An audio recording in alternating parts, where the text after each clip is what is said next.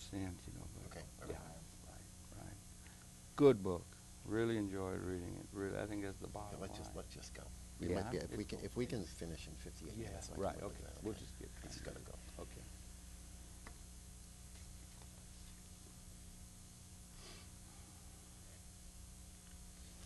Yeah, welcome very much to Conversations, where I'm pleased to welcome to the program two guests who have written a really very interesting book that I'd like to show right at the outset. It's called The Judas Economy. It's in the bookstores now, and it's subtitled The Triumph of Capital and the Betrayal of Work. It's written by our guest, Ann Colomosca, and Dr. William Wolman, and Dr.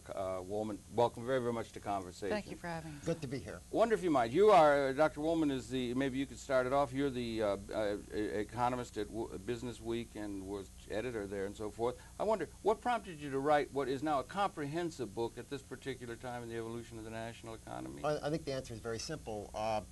We wanted to look at the effects of globalization on the world and on particularly on the American workforce.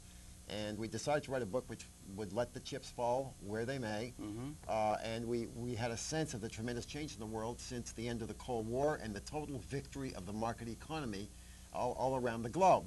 So we just sat down and wrote this book to draw out the consequences of this total victory of the market economy around the world in the wake of the great victory of the United States in the Cold War. Yeah, you compared it with, you compared it with other great events. It's not just a small thing. It's a great event, this change. And you sense that there's a time of major transformation, and it's not well enough understood, the implications of globalization? Well, basically what we do, we use as a backdrop the whole economic history of capitalism. And I worked for many years. I was a staff writer at Business Week magazine. And I then wrote, I did a lot of freelance work for the Christian Science Monitor, the New Republic, the New York Times, Dunn's Review, and many publications, Ms. Magazine.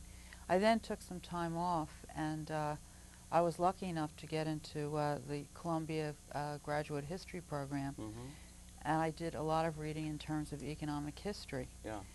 And if you look at the entire history of capitalism over the last 400 years, first you look at the Netherlands, Great Britain, and then the U.S., when it really took over as the capitalist leader. Around 1890 or 1900, there's been a profound change since the end of the Cold War. There's history. Things look totally different, because for the first time, capitalism is not traveling around the world with its managerial class the way it did in the Netherlands or Great Britain or the U.S. previously. There's a divorce between capital and labor, and it's profound. You make that as a major point, the betrayal or the divorce between labor and capital, in a way where labor and capital had been, in a certain sense, in marriage or in bed together or something. Maybe you could share that if you would, Bill. What was it, and how did it change? Well, as we put it, it was like a marriage. They say about marriages, they can't stand each other, but they stay together anyway. And the same thing was for true the sake of the children. For the sake of the children, that's exactly right. Or for the sake of the economy. And we said that was the case between capital and work in the capitalist economy up to the end of the Cold War. Then basically a number of things happened, all coming together. One of them was American capital was suddenly welcomed around the world. American capital and European capital had been kept out of China, had been kept out of Russia, had been essentially very strictly controlled in coming into India and into Southeast Asia, because the governments essentially were either socialist governments or operated on very tight socialist planning models. Or saw that as imperialism. So that was, or saw it as imperialism. That's exactly right. Right. But then that basically changed fundamentally. Once that happened, capital, got the confidence to go into these countries sort of by itself and use local workers to a very substantial degree. Right. So now, there are lots of foreign managers at Citibank and many other large corporations, and this trend, in fact, is increasing. Yeah. So, the change originally, of course, affected the American wage worker, the ordinary hourly worker, when manufacturing, as you know, shifted to a large extent to Japan and to other parts of the Pacific Rim and so on. The middle classes were not affected because, by and large, these countries were relatively newly emerging, newly developing. They didn't have sophisticated industry. They were they did not, they were not in the computer revolution and so on. But that's changing very rapidly. One of our basic chapters in the book is the story of a visit to Bangalore, which is a software center in India, in which you find that American companies are using Indian engineers and software people and stuff like that at a very, very heavy rate. It's still a small percent of the total software business, but it's growing very rapidly. Yeah. So you find out that just as the initial stage, you know, of the globalization of the economy sort of suppressed the wages of workers in traditional manufacturing industries, and caused a lot of reshuffling and people being thrown out of work and stuff like that. This has not yet affected the middle class jobs or the elite jobs, but it is the forecast of the Judas economy that it sure as heck will before very long. Yeah, that's very interesting. I saw Tony Hall, the chairman of BBC, the other day talking about the global economy, the globalization of the economy is the big story that's being underreported, and he quoted Paul Kennedy. And Kennedy had addressed this group of journalists and said, we got 250 million workers in the, North America, Europe, and the Tiger Nations, and we've got 1.5 billion people, and the people in the former are willing to work, they work $87, $90 a day, and the people in the third world are willing to work $3 a day. And that's a big thing of leveling out of those things, and it's something that's coming, and it's going to have profound effects. Do you agree with that general precept, and how do we deal with that? What do we call that? A leveling of the wage convergence.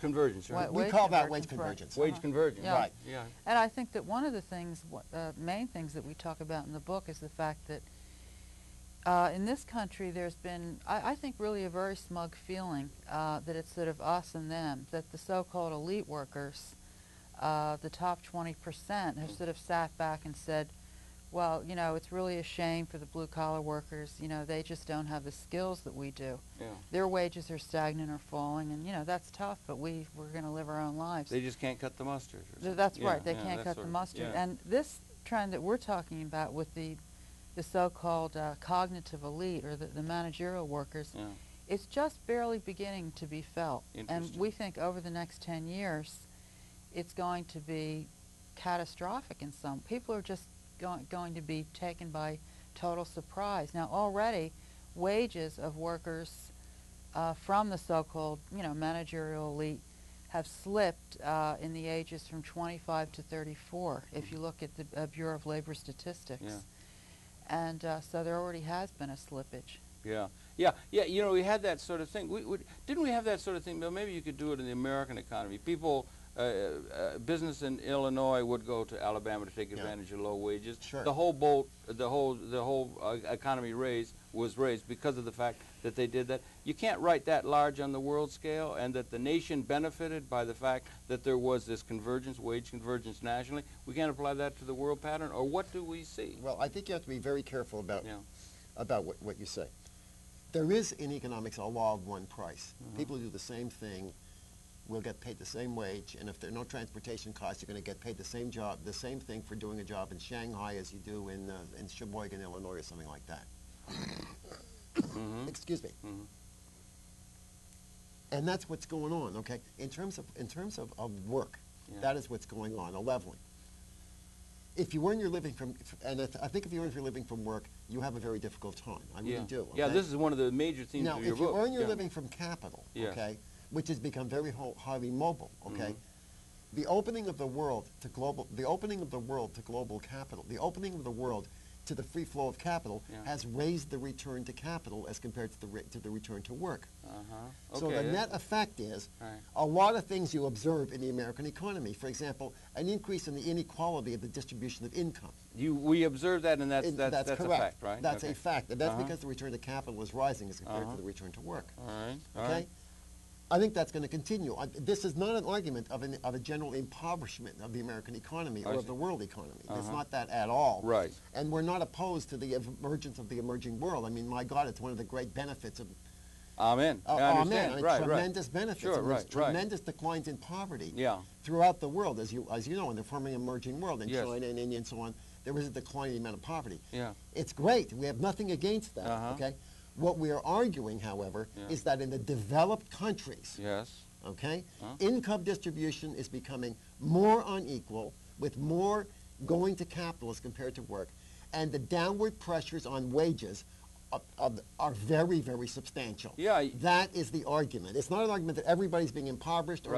It's simply, we're stating, you're going to have a hard time making a living in this economy, guys, okay? You may not realize that. Yeah. If you earn your money from work, you're going to have a hard time making a living because capital has alternative people to employ as compared to you. Yeah, and it's all, and the people who have capital as an essential source of income is very relatively small relative to work. Income is distributed essentially to the mass of our society by labor criteria and so forth. And those any productivity gains we could realize, the 40s, 50s, 60s, and then to about 1973, productivity and wage increases more or less tracked. And around 1973, people seem to recognize they've been leveling off and going down. And one large reason for that is the globalization process. Is that one of the themes of your book? Well, it's really the combination of the opening of the free markets that we talked about and the breakthrough in technology at the same time. Right, okay. For example, the software engineers in Bangalore spent, over 10 years really being very precise and tailoring the work that they do.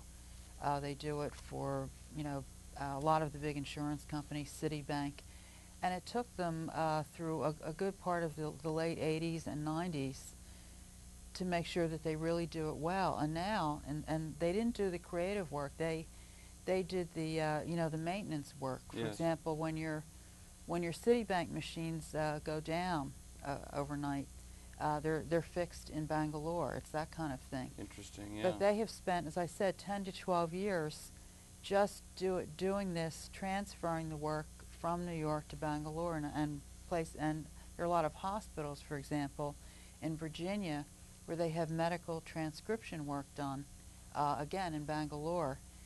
And this backgrounding work, the tailoring, has been very carefully done. And now, in some sense, they're really ready to take off. They're ready to become more creative and create their own products. Yeah, I was very interested in the chapter you wrote on Bangalore. It was very telling, and it really gave a good example of that we all understand it. Also, I was interested in some of those leaders of that industry in India, that they're looking over their corner at China that's going to come along and maybe undercut them. That's what they're worried about.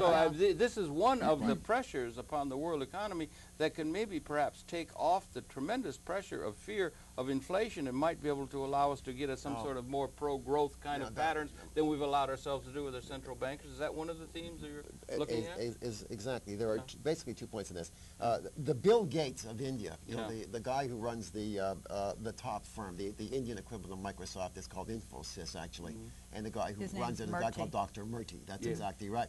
And that's exactly right. He said, looking 10 years down the pike, and that's not the United States we're worried about. Right. It's China we're worried about. That's exactly correct. And that's a quote from the Bill Gates of India. Yes. Okay. Now, this inflation point is a critical point that you're making. There's a huge fight against inflation that goes on in the United States for one reason or another, and indeed the central banks of all the industrialized countries. But the fact is, supply is increasing so rapidly around the world that there are a lot of deflationary pressures in the world rather than inflationary pressures. That's interesting. And one of my basic themes that I do as an economist is that the world worries about the wrong problem. The problem they worry about is inflation. But if you look at what the problem that may emerge over the next 10 years, it's as good a guess that the problem that will emerge is not inflation, but deflation. That's incredible. Because of globalization. Yeah, there's been others. Now, I'm not certain that this is correct, but it's a hypothesis we have to look at. Absolutely. It's certainly the case that over the past few years, economists have overestimated the inflation rate. When they forecast inflation, they forecast inflation as much higher than occurs. So far this year, for example, the standard forecast of the inflation rate through the end of the month of August, had been about 3.5%. In fact, the inflation rate is running at 1.4%. Right. Which is less than half of the forecast. Right, and you took off 4 things at the end of the book there about which are factors that come into play that would make it so we don't have to be so overweeningly concerned with inflation, and we might be able to allow a little bit more pro-growth, and that there can be, some benefit to the human condition that come out of a faster growing world economy. Exactly. That's one of the major themes of the book. That is perhaps the major theme of the book. A faster growing industrial world. Okay. You see, the world tolerates rapid growth. The central bankers abroad, China's is gone back to a meager 7.6% growth rate. Right. Double ours this year. Goodness, there's China's slowing down. Central bankers don't worry a lot about that. Now, why? Well, I have. I have no really good answer to that. I don't know. I don't exactly know why. I think it's sort of assumed that emerging countries can grow faster than we can grow because they can play catch up with the technology. Okay. Okay, they can adopt technology that's already developed, so they have a fast growth potential. Yeah. So we tolerate that. It doesn't really bother us it doesn't bother the central bankers a great deal when they grow fast. But when the industrial countries start growing fast, the central bankers can get somewhat hysterical about it, as you well know, and sort of certainly tighten up money. Now, does that have anything to do with institutional bondholders and people that have long-term commitment and that sort of thing? The fact of the matter is the central bankers... So the power structure within these leading indicating countries. With the power structure in which the central banks essentially worry about the banking system, and the banking system in the net, as you well know, is a creditor. Okay, and if you're a creditor, you don't want the last thing you want is inflation. Sure, it's going to undercut your value. Of your That's exactly right. So that central banks tend to have a very strong anti-inflation bias. I do not love inflation, I assure you, but the thing that worries me about this is that they see that there's a real danger that they'll fight the wrong war. They'll fight a war against inflation when the real problem in the globalized economy is deflationary pressure as a result of a huge increase in the production of goods and services. There are a lot of, despite the fact that we have prosperity in the United States right now, there are a lot of industries with excess capacity. And the auto industry worldwide has a lot of excess capacity, has a lot of capacity at this point, as one example. And there are other industries as well which have lots of capacity. The clothing industry, the textiles industry.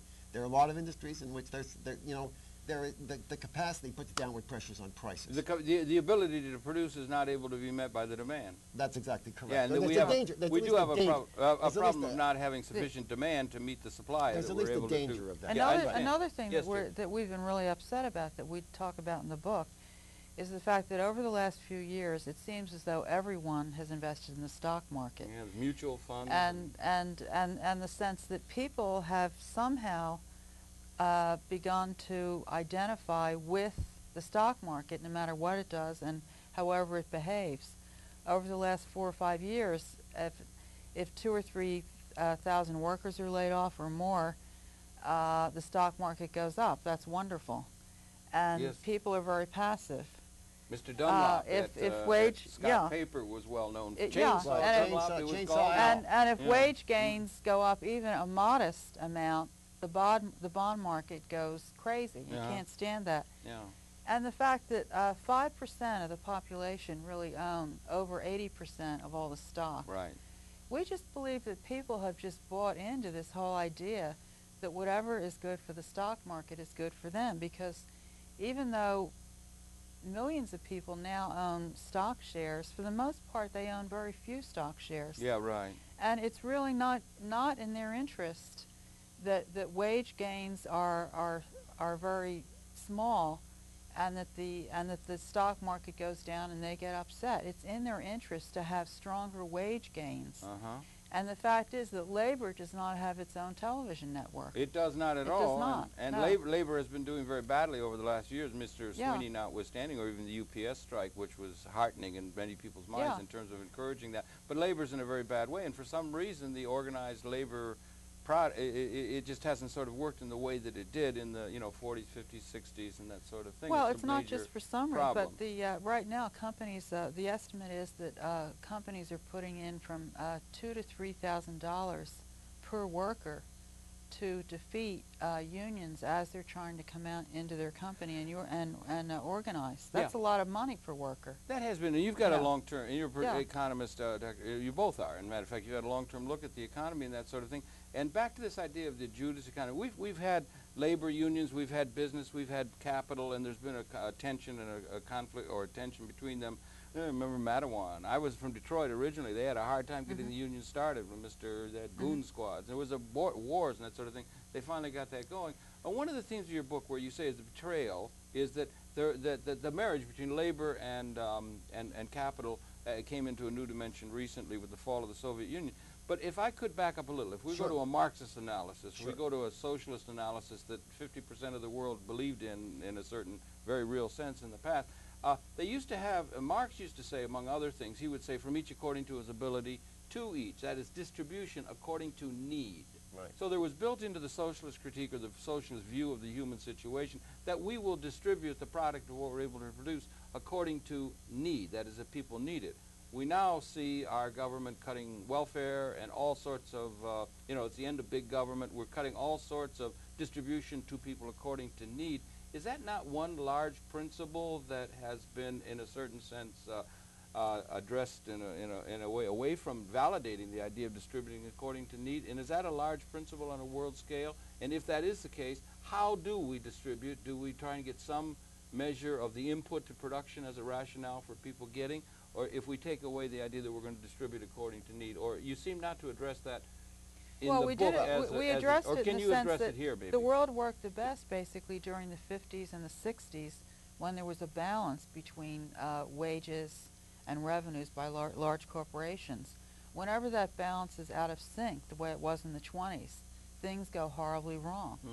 So we address it in the sense that we believe that there has to be some kind of a balance between the two. Well, corporate profits can't go up 400% while wages sink. Okay, I guess I'm looking at a macro view here. Well, no, you are looking at an you're looking at Because if we get to the idea we're going to distribute according to productive input, then you can have a fight between labor and capital in a different kind of way than if you're distributing by need. I think that's right. Yeah. I don't know how to put this. We're not socialists, as we make relatively clear. Yeah. And we believe that, the notion that you distribute according to need it takes a too optimistic view of human nature, I guess, is what you would have to say about this. Okay. So you have to rely, on man's strongest motives, not his highest motives. His greed. And his strongest motives are, our self-preservation, the preservation of his family. Yeah. So we are not socialists by any stretch of the imagination. Okay. However, we believe that there is room in the system for some income distribution from the relatively well-to-do to the relatively poor. Okay. And there's room for social programs, as there was the great GI, as there was in the 50s and 60s, which was, everybody else says that was a period, government is too big, tra-la. But the fact of the matter is that the 50s and 60s, which were one of the great periods of prosperity in the United States, as a matter of fact, the industrial world, it is called by historians the Golden Age, as a matter of fact, the 50s and 60s, was a period, in fact, of gradually expanding government, not of contracting government. Right. Okay? All right. So we think, basically, that in addition, you see, there are two effects at the end of the Cold War. One is to let capital go trot the globe. Yes. The other is the complete destruction of the ideology of anything other than a free market ideology. Okay. Bill Clinton says the age of big government is over. Yeah, that's right. Okay. He says the age of big government is over until you have problems with meat inspection, until you have problems with global warming, until you have problems with dividing up the spectrum in television. Okay. Right. The fact of the matter is, a complex society requires a very considerable role for government. Yes, okay? It does, yeah. It just does. Yeah. So the notion that, we can sort of go away from government is ridiculous. The argument of the book is we want an appropriate balance between government, between the market and the state, as we put it, and we define that balance as the one that existed in the golden age of the industrial world, which was roughly the 60s. Okay, but there was this growing role of growing role of government with progressive taxation and so forth and distribution, Social Security. There was other kinds of things. And the war on poverty. There was a movement toward that. And we'll never know whether that would have worked or not because the Vietnam War broke out in the middle of the war on poverty. Just ruined everything. And it ruined everything. There was a lot of good things going on. That's right. But the fact is, the inflation was not caused by the war on poverty. It was caused by guns and butter. It was caused by the combination of the war on poverty and the Vietnam War. Right, but it's allowed in the 1994 election when they had the big onrush into the House and so forth with, extreme laissez-faire right-wing kind of people saying big government is the problem, we've got to get big government off your back. And people took that. There was a general sense of free-floating angst. It might grow out of some of the pressures that are on downsizing pressures that are on the population in general that are affecting them. But there was, and they directed it at big government for some reason, and that mantra seemed to have considerable gravitas for a while, but it seems to have been muted now, and people understand there has to be a sort of balancing of that, but you think there has to be more of a balancing toward an understanding of common weal considerations that involve the interests of the people who earn their living by working, other than just people who are capital-oriented? Yes, I really do, and we are concerned, Ann and I are concerned, with a world in which income distribution is sort of shifting towards the upper income brackets. Okay. And in which we worry about a deficiency of demand. I mean, of the fact that supply is growing relative to demand. Right. This kind of a world depends. This is really complicated. And Yes, I apologize for even No, but talking you've written about a book that takes very complicated things and puts them in an accessible way, and I it's congratulate complicated. you. Yeah. But this kind of a world is very dependent on very rapid growth in investment in physical capital to continue to survive. Yes. We've gotten that growth Uh-huh. in this country because of the tremendous investment in the computer industry, basically. Yeah. If that investment ever slows down, which it will, because this is because high growth industries are very cyclical, it will slow down at some point, we could get ourselves into a wing-ding of a recession because of the imbalance in income between the capital on the one hand and work on the other. Because over the last 5 or 6 years, the economy of Main Street continues to fall apart. Yeah. Even over the last year, when things have looked very For good. folks. Yeah, retail sales keep falling apart. Yeah. They're up for 3 months because people have to buy clothes to go back to school. Consumer credit's getting out of hand. They fall apart the next 3 months. Yeah. And people keep giving all kinds of excuses, retail analysts, well, it was raining this month. Yes, right. I mean, the reason is because 80% of wages are falling or stagnant. Right. And when you have this kind of a split between the Main Street economy and then the high-tech economy, things at some point will fall apart. Or the theoretical pronouncements of what ought to be, ought as to be. opposed to what people are really experiencing. The other point is that inflation-adjusted interest rates, what we call in the book real interest rates, are very high. That's interesting. Okay, and that's one reason why consumer debt is relatively high as in proportion to consumer income. Do you think in general we can trust the figures? I mean, unemployment and others, there's different kinds of people who argue? There's a hierarchy. I don't want to take you afield. There's a hierarchy of what you can trust and what you can't trust. Okay, you know. Well, I'm not an expert. Well, you know better than most of us. Well, the answer is the numbers on employment are pretty trustworthy. They are. The numbers on unemployment are pretty trustworthy. Okay. Okay. The numbers on production and are not as trustworthy, and the numbers on inflation are not as trustworthy. There's a hierarchy of trust. But when it comes to the issue, there are two areas where you can really trust the numbers. One of them is on income distribution. Those numbers are good numbers. Okay. The second one is on employment, unemployment, and stuff like that. Those are pretty good numbers. Pretty good and consistent. One number, That's for example, that you look at, well, we do have an unemployment rate that's under 5%. Yes. We now have the highest rate of people who work part-time or for themselves. That's 30% of the population. Yeah, really? That's a high percentage. It sure enough is, yeah. In fact, I just spent a good part of yesterday looking at a 200-page study that was put out by the Economic Policy Institute. Yes. And it's really a study of part-time workers and all the way up the line. Yeah, all right. In terms of income, and the majority of workers who do not work full-time make much less. Yes, surely. There are few who don't, who right. run their own businesses, and that's 30% of the American workforce. Yeah, that's a lot, you know. That's and high. And they're trying to sell with the. Oh, these sorry. people are part of the workforce that is considered to be employed. Yes. But we've never had a workforce other than periods when we've been in very deep recessions. Right. Where we've had 30% working basically not getting benefits, working part-time. Right, right. For the Having most, been, that's high. They downsize somebody who's 5 months short of his pension, and then they hire somebody 20 years old without benefits. Or they that hire kind of thing him going back as on. a consultant. And you also had a very interesting statistic in there, Bill, at the book, where you talked about the addressing this question of Social Security, and they said that it's much more productive because efficiencies are there. That this thing, I think Bill Seidman was involved. I'm not sure who was involved, but it was that they wanted to change the relationship of Social Security because the quality of the goods were not adequately taken into account, and they had been, in fact, taken into account. So this attack on Social Security that was advanced in order to get some sort of a hold on the deficit or something was a juggling of numbers. Well, you notice when I talked about the hierarchy of whether numbers are good or bad, I didn't mention the Consumer Price Index, which has a lot to do with, as you know, the escalator clauses and the cost of living clause in Social Security. And there's a big attack on the cost of living index at this point, saying that it greatly overstates the amount of inflation. Okay.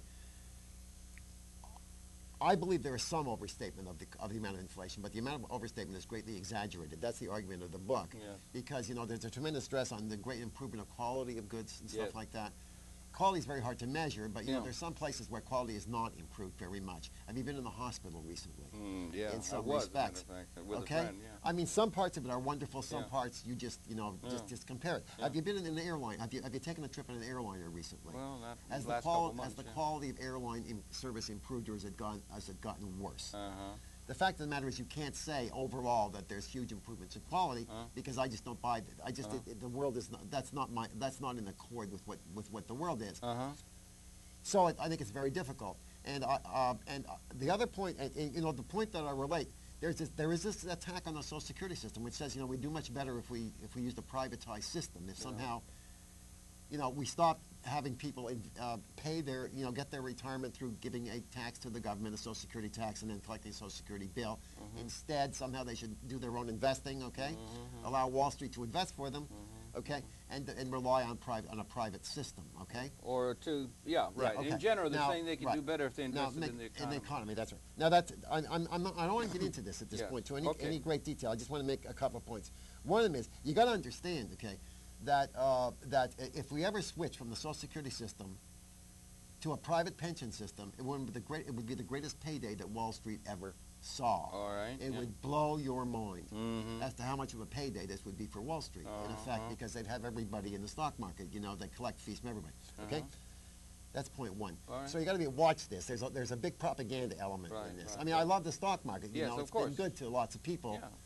Over a period of time, anybody who has a decent, you know, it's been good to people. Yes, right. But you got to watch yourself, okay?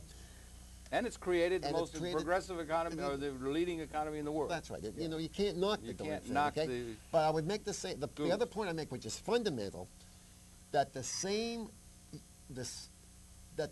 factors that will make the stock market do well will also make the Social Security system do well as well, okay? Interesting. Yeah. It's the growth rate of the economy. If you get a growth rate of the economy that's good enough to really keep stock prices going up, it'll also generate enough to satisfy the Social Security system. Yeah, back again to that need for so demand. I think we want to examine, you know, going into the stock market more and then the Social Security less, but it's not a slam dunk that a privatized system is better than the Social Security system. It's not a slam dunk at all. Yeah. That was part of that business is the problem kind of attitude. We were in Chile also, and we got to talk to one of the senior economists in the administration, and he privately was actually surprised that their growth rate remained as high as it had been over the last several years. In Chile? He was surprised. Yeah, okay. And they are by no means sure that they can keep it as high as it's been. Right.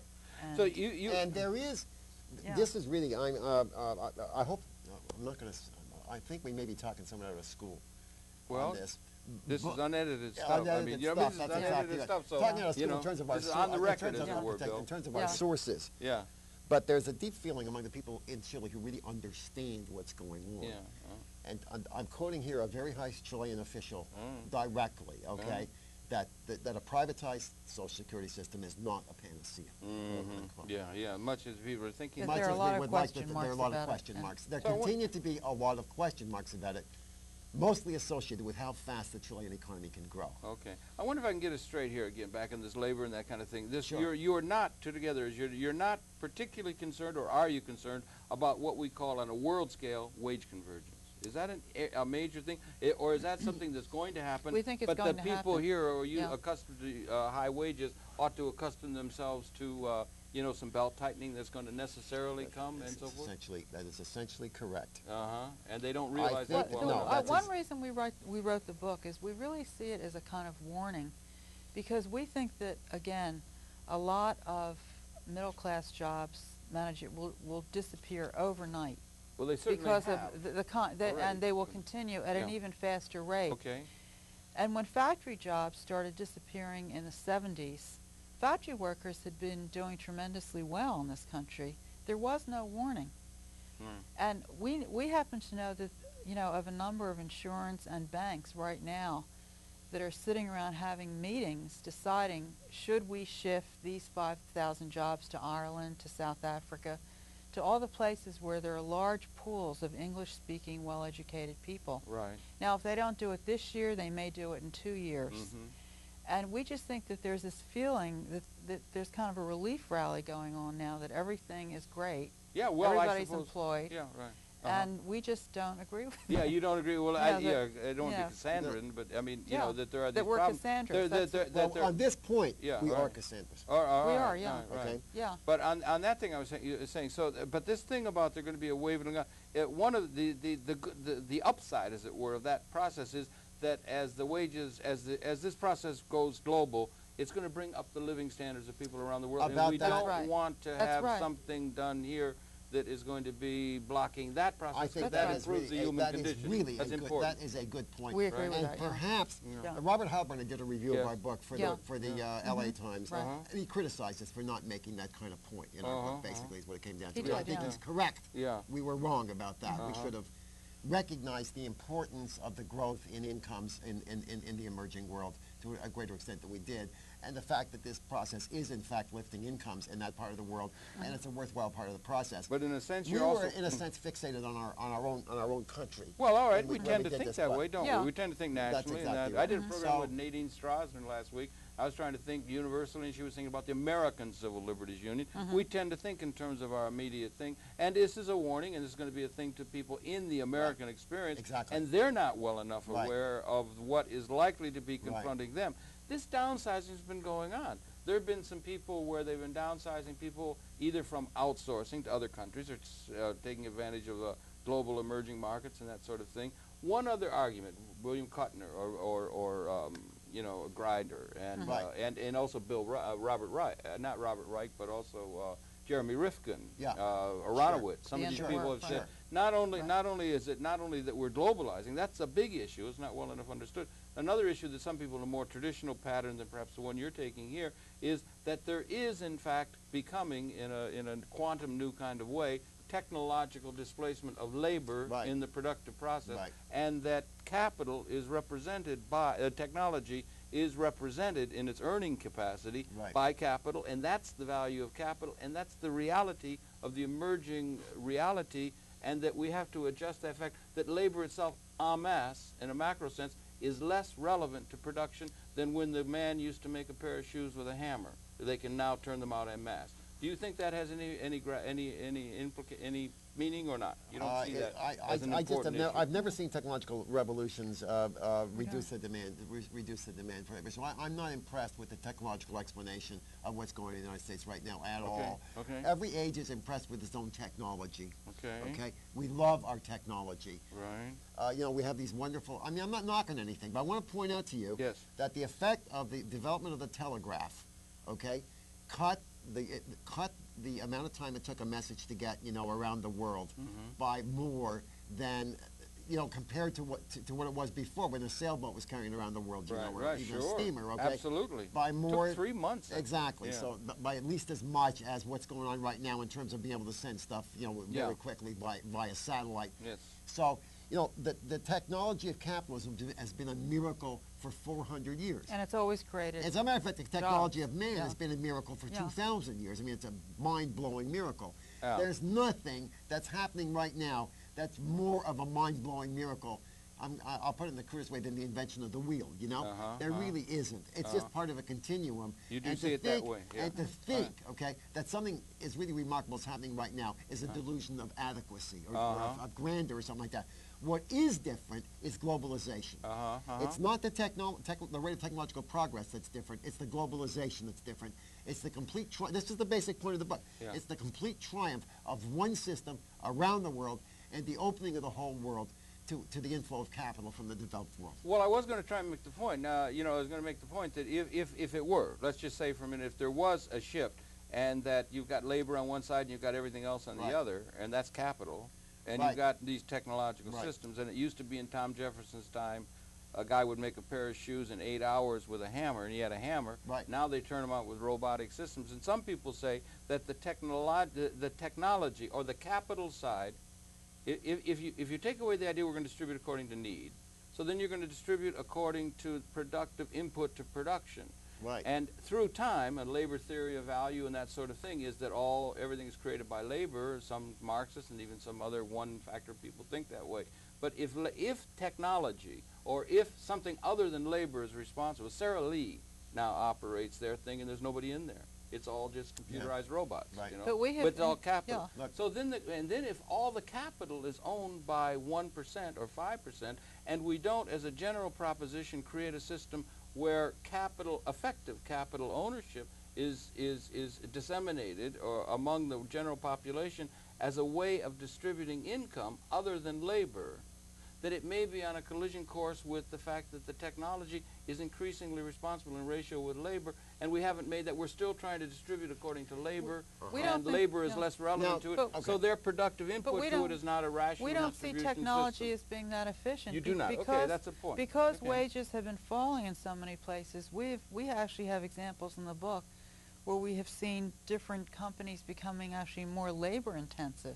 Okay. And for example, just the garment industry in New York City is very, very labor intensive. It does not have to be as much as it is, but labor is so cheap.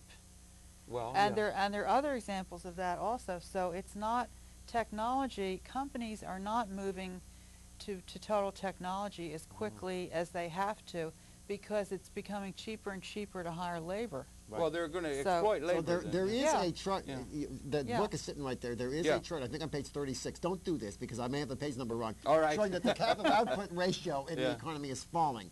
Let's say the amount of capital that is used for each unit of output has been declining. Okay.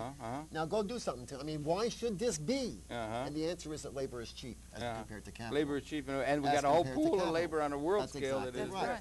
If it were possible, if I could, if we look at people who are enamored of the private property ownership or the stock and that kind of thing, and we say 5% own it all, or vast a large part of it, large proportion, and there are very few people, very small percentage of people who get, say, 50% of their living income from something other than work, or maybe transfer payments or something like that through government. But if it were possible for that figure to be reversed, if people were getting 50%, if 90% of the people were getting 50% of their income from capital asset ownership of that, would that be something you would favor? Would you favor the idea of people becoming owners increasingly of technology and having an alternative way of getting income other than their labor rationale for getting income? I think, or is that, see, we've had this labor capital conflict throughout this history.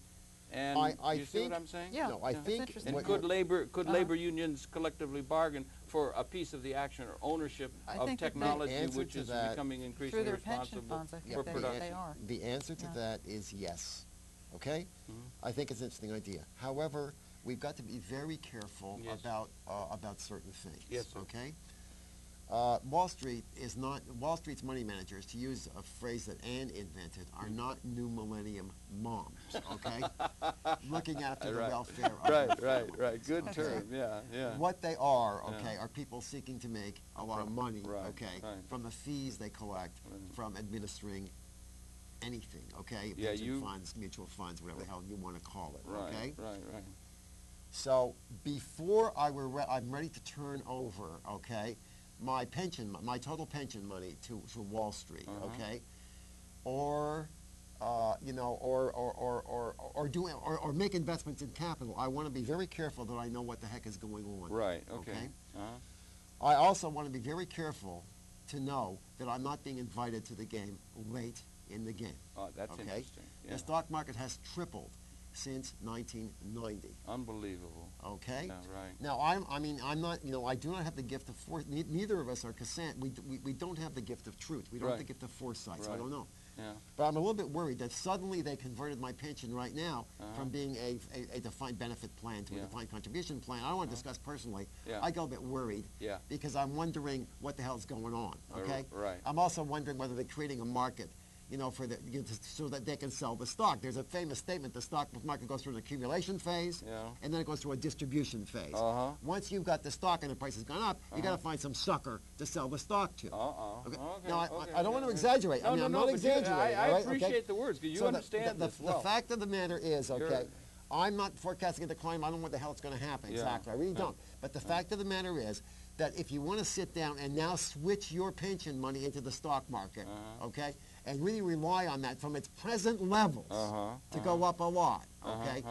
And with the present pressures from the huge resources, they're now being, they're paying a huge amount of money for these money management firms, And given the fact they're going to have to earn very high rates of return, and the pressure is going to be on to collect very high fees in this area to justify the rates of return. So you've got to be very careful of what you're doing in this area, okay? Yeah. And if I have some doubts about the stories that these new millennium moms are telling us, okay, you will please excuse me. The new millennium moms are now what? The new millennium moms. Tell me, who are the new millennium moms? Well, I just think that, again, going back to the whole idea that people have been fixated by the stock market because it's tripled, and that they've begun to trust the stock market and the guys who run, or women who run, the mutual funds, that the mutual fund managers have taken the place of the union chiefs and other people who historically have helped workers create pensions and the retirement funds. I think all them the new millennium Everybody's moms, great yeah. hero is not. It's not Eleanor Roosevelt. It's Peter Lynch. Well, Again, speak for yourself, I have William Wolman. nothing against. I have Peter's nothing a nice against. fellow, but please I don't kind of like nothing Eleanor. against, I have nothing against Peter Lynch. Yeah, right. I don't want to say that. Yeah, I no. really don't. No, we That's like the Eleanor idea, too. okay? That's what we're saying. Right. Okay. And Just we the ought to be opposite, getting some sort of a universal declaration of economic rights, perhaps. Okay. She fought hard to get that into the covenant. That's what we're saying. Yeah, right. In fact, that's right. It's a universal thing, and it should be seen universally. Peter Drucker says we live in a socialist economy where, because of the pension funds and that sort of thing, it's all distributed out. But what do you say to him? What do you say to that argument? My answer to that question is I've lived in the corporate world since Napoleon was a corporal. Okay, I've been around for a long time. Okay, right. And the fact of the matter is that the corporate world is really not as friendly to people as it was, say, 15 years ago. There has been a decline of corporate there has been a decline of corporate loyalty. People they really get rid of people a lot easier than they used to. So I mean, I don't know what to say. I mean, I have no complaints about the way I've been treated, but I'm sort of an exception. Right. Up to this point. So I just don't. I have my doubts. I have some doubts about that. But that idea of the pension plans have been such that everybody now is an owner, a capital owner through their pension plans and so forth. And he says we've become a pension plan. When are you being invited into that game? Okay? When are you, at what stock market levels are you being invited into that game? If a guy starts right now with a shift from a defined contribution pension plan, from a defined benefit plan, which guarantees us a given amount of money at the end, when you retire, to a defined contribution plan, which says we'll put in so much money in the stock market for you every month. Are you better off now, or were you better off in 1990 when the stock market was 1/3 of where it is right now? That's the point I'm trying to make. And I know, again, I can't forecast this, but I'm nervous about it. Yeah, right. There's much to be nervous about, isn't there, in a certain sense? Because there's so many people who it used to be, was it Mr. Fisher who said we're on a permanent plateau of in 1929. prominent prosperity right on 1929. The greatest economist of his time. And I mean, we've got a lot of signs and comparisons with that time that are here, and there's so much optimism. People think that everything is fine. There's some people who think they're going to become internet entrepreneurs. And I think some do, and some break through. But that's not a model that's going to be able to be effective for them in the macro sense for the whole of the economy, or is it? I mean, you addressed that, or what do you think about it? There are a lot of things going on, but we were struck by a survey that USA Today did on Labor Day, showing that up to 80% of workers are still really, really stressed out, even though they're pleased that they're working. That's a high number, despite all the great stories about the economy. And they just really haven't recovered. A lot of them were downsized 2 or 3 times. And so, some people will make a lot of money out of the internet. It's going to be a little traumatic when you get bounced around like that. And then they're going to try and set up ways you can transfer your pension and that sort of thing. But at the same time, it's really a different kind of ball game than it has been, and there's a reason for there to be angst there. And not at least of which you bring it back to the end of the book, is we have these policies that still keep low growth. That's correct, yes. And we don't have, and if there's going to be an answer to this on a world scale, we're going to have to try and get some sort of an understanding that can allow us to do what we're technologically or capable of doing, but don't have a system that allows us to do and supply and have the demand for what it is we're technologically capable of providing, life support for the world population. Correct. So we need that new system other than the one that we have? Yes. In a major there are some signs that, that the Federal Reserve is getting more sensitive to the idea that they can push growth a little bit faster because the inflationary pressures are down. But the evidence on this is not decisive. And if the inflation rate ever ticks up again, I think it is relatively, we have to worry about what they will do. There's another point. Ann and I are married to each other. Yes. It may come as a great surprise to people. I No, just don't know. great, Okay? great. But the fact we also have a son Wonderful. who started University of Wisconsin this year, Uh-huh. and we went out there to Madison? take him out in Madison. Yes. Yeah. And we went out there to take him out to school. Yes. Actually, and we met up. We had an appointment with the people at the Institute of Industrial Relations there, which is one of the leading industrial relations departments in the country, as you probably, along with Cornell and with UCLA, I think. Okay. I don't want to make invidious comments with any other university, but these are our top institutions. Right. And we're very interested in the future of elite workers. Yes. And we met with the director of the institute because we want to do further research on elite workers. You Yes. know, and we're journalists. We're not academics. So, Right, I understand. you know, we have to rely on academic research for some of the stuff that we do. Yeah. The amount of research that's been done on what's the future of computer workers and other elite workers, we got, and copied She down the told reading us list. it's It's a minuscule. tiny, it's minuscule. Really? Yeah, well, absolutely. So where's the future? Well, Bioengineering? I'm or not saying what? there's no future. I'm just saying There's the not- amount there's of not been a research, lot of making research forecasts been done. of what the demand you for these do- people are, Yeah. and what the future of this kind of work is virtually zero. There's virtually no research on There's the not impact research being done on the subject. of technology Good on the Lord. demand No. for work. Oh, amazing, you know? It's amazing. So but we're it just is making true. intuitive guesses about the way things are Well, going to we go. did that, but we made journalistic guesses. Yes, but right. there's also academic work Yeah. that's required. Well, that must be what we're collectively doing as a society. And we've got this faith in the market or something like this. Biogenetics and bioengineering, these kind of things are coming and that sort of thing. But then there's also... We also, by the way, hope we're wrong about this. Yeah, We don't want to particularly be right. We don't. I mean, all our friends Right. are in this area. Well, you've even voiced, I've seen you on television recently, on local cable television, saying that we may have a year or so until we go into some sort of a la-la land, or some sort of a That's new what I kind have of said, relationship yes. as sort of the economy. Yes. So what did you mean by that exactly? Well, I meant that the stock market doubles again over the next year. I'd Oh, start it's being worried about going into la-la land. That's yeah. la-la land? 1929. Why would that... 1929 is la-la land. 29 is la-la land. Sure. The stock market doubling? The level of the stock market is la-la land. Well, why would the doubling of the stock market be something comparable to 1929? Well, actually, it would be crashed much in worse than 1929. 1929. Why? I don't Because the understand that. valuation would be even worse than they were then. Uh-huh. Okay? Oh, the valuation Would be even higher. So that the final That's right. correction would be that Right. more devastating. Yeah. Well, I don't want to make any forecasts, but yeah. okay.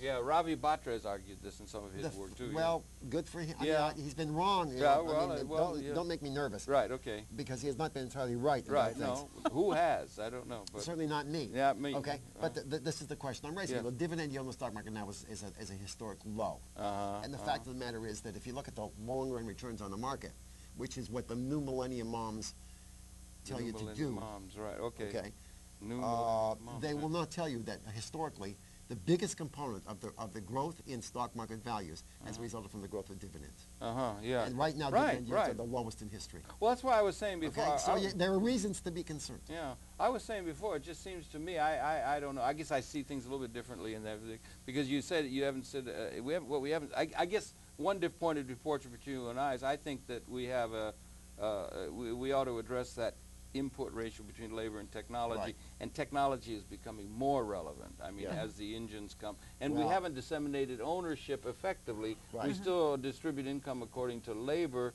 to the vast majority of people. Right. People don't think about being brought in as owners of Right. the technology And I that know is going that to be you- relevant, and I'm particularly interested or worried about these expert systems that I see coming. I just read a book, Darwin Among the Machines, by George Dyson, which is talking about some of the incredibly complicated expert systems that will, if we decide we wanted to do it and had the capital allowed us to do it and so forth, could, if we decided to do it, really displace people rather than continuing to keep people in a certain sense as a surrogate wave slave group of people that could be their functions could be taken over by technology if we decided we wanted, if we had an economic system that allowed it.